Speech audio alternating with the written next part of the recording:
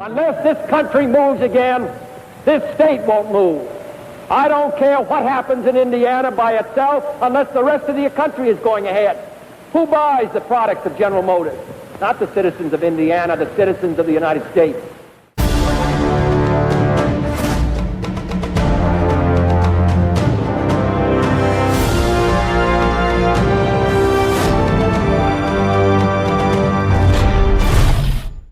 August 12, 2015, a small grassroots contingent paid a visit to the resurrection of Anderson, Indiana.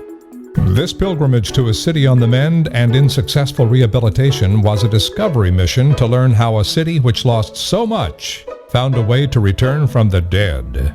Anderson is a city which has known large industry and American-way jobs. In the 70s, the city's boom with the automobile recorded an estimated 24,000 high-pay and benefits employees. GM left Anderson in 1999, and an economic disaster hit the city. 80 years in Anderson, GM left thousands jobless. But Anderson dusted itself off, picked itself up, and leaders like Mayor Smith and EDC's Rob Sparks are among those at the helm of a rebirth. Nestle wasn't the beginning, but it was a milestone. One might say that this old American Masters song fits their comeback, and it could fit Richmond's. One of Richmond's favorite sons, drummer Jeff Hamilton, with Mr. Brimley, musically explains. Nothing's impossible, I have found, for when my chin is on the ground, I pick myself up, dust myself off, start over again.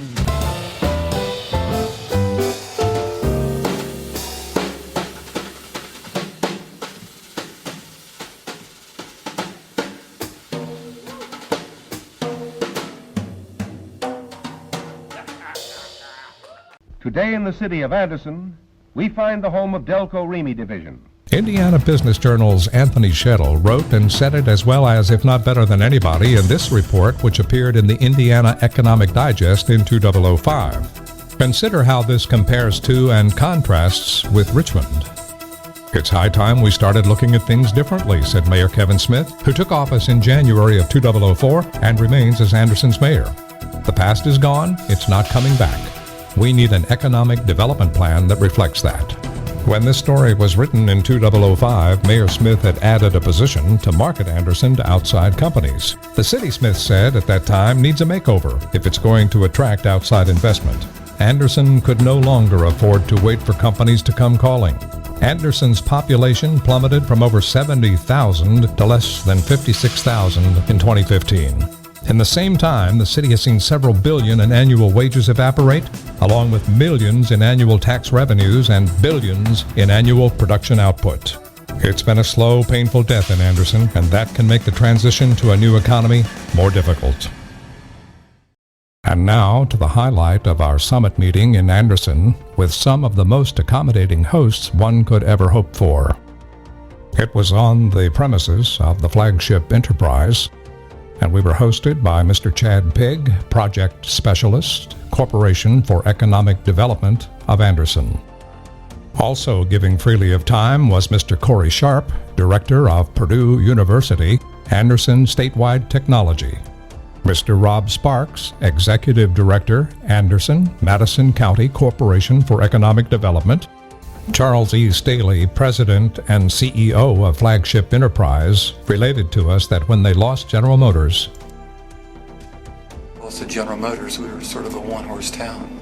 Some 25,000 jobs were lost. The issue is, how do you replace those? And it takes a community united to do that. I think it has to cross political lines. It has to have involvement from everybody in the community. But it can be done. We're on our 12th international company now. It's taken about a decade to get here, but I think the parallels between what we've done in Anderson and Richmond are very similar. Perhaps the loss of one industry is on a larger scale, but I think you have a lot of companies that are no longer there, and how do you revision and rebuild that community? And I think it can be done.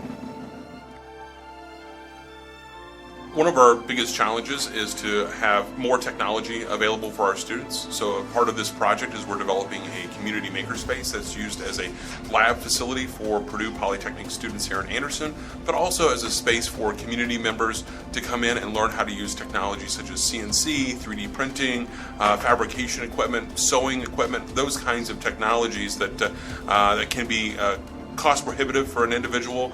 They can buy a very affordable membership to come and use the technology as you would with a gym, and so this will be a key component of the new Purdue Polytechnic building in Anderson.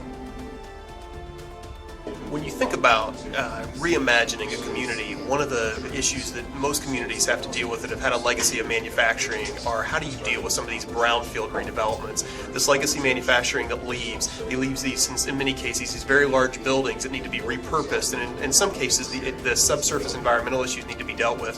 And how do you fund those? How do you have a vision of what that can become? And the funding solutions are critical in that you have to, it's a very complex puzzle. You have to have state and federal and local resources, potentially the company that left, if they're still viable. In many cases, they will come back and participate. And putting all those pieces together to find something, to create a blank canvas for what that can become is critically important to reinvent a community.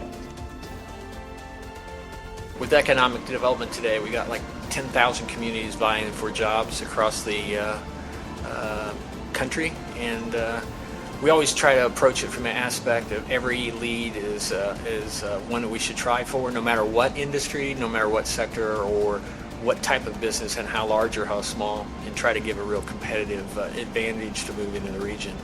And if you think about how to purpose your resources, think about your even their liability sometimes can be the assets when you're trying to market to companies, and how to leverage your community and to build partnerships. It takes a lot of players in it. It can't be political, and it can't be one camp versus another, but everybody together trying to work to build projects, and it takes time. Our projects and some of our greatest developments in the parks have been started 15, 20 years ago, and we're still seeing growth from those, and even new starts just because of those efforts that were already put out in our community. So from that aspect, I think it just takes time, diligence, and certainly takes a lot of communication and partnering and trust. And so if you can get those accomplished, you can do great things in a community. If failure is not an option, shall we begin our resurrection? Moral of this story: if Anderson, Indiana can rise from their ashes, Richmond can too. Let's make Richmond work again. If we work together, we'll work for the good of all.